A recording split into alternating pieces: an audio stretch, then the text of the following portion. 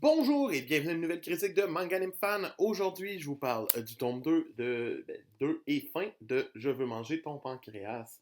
Donc, on arrive ici à la fin de l'aventure de cette série en deux tomes.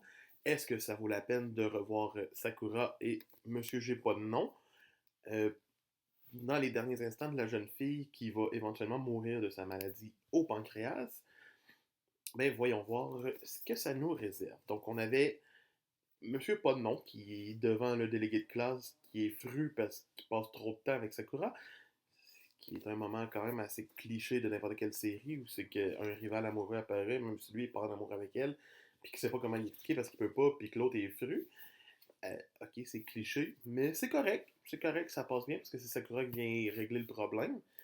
Après ça, on a plein de petits moments à l'hôpital où elle rentre à l'hôpital en urgence parce que les tests ont prouvé des problèmes de plus.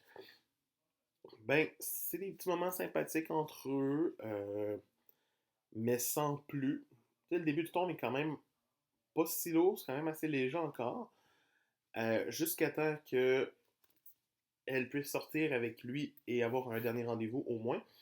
Donc, lui la texte, tout le kit, puis il fait Ah, je veux manger ton pancréas, il ressort le titre, ce qui est quand même touchant.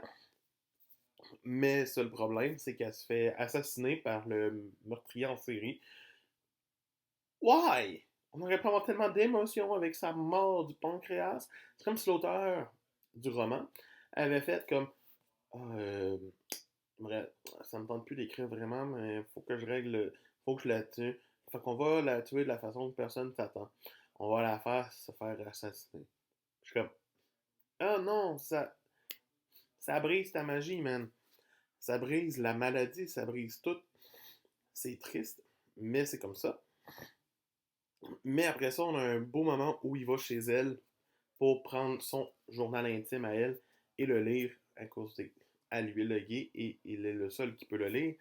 Et tout ce moment-là est magique parce que c'est comme là qu'il apprend qu'elle l'a toujours admiré, qu'elle l'a un peu aimé, pas aimé, aimé, aimé, pas aimé. Mais c'est vraiment là que les larmes ont monté, que c'est venu me chercher un peu plus. C'est vraiment un bon chapitre qui se termine par un Je veux manger ton pancréas vraiment touchant et par le fait que sa mère demande le nom et qu'on sait enfin qu'il s'appelle Haruki Shiga. Ce qui n'est pas plus important parce qu'on ne le voit pas vraiment. Son nom n'est pas important pour le reste. Puis après ça, il passe du temps avec la meilleure amie de Sakura. Puis il développe une amitié avec elle parce que c'est la demande de Sakura. Il lui avoue. Tout. C'est des beaux petits moments. C'est vraiment pas une lecture lourde. C'est pas une lecture genre Oh my god! Ça se lit bien. C'est sympathique. J'ai versé une petite larme vers la fin. C'est une belle série en deux tomes. Je suis pas mal sûr que le roman doit être meilleur, mais je m'en fous un peu, ça me tentait pas de lire le roman.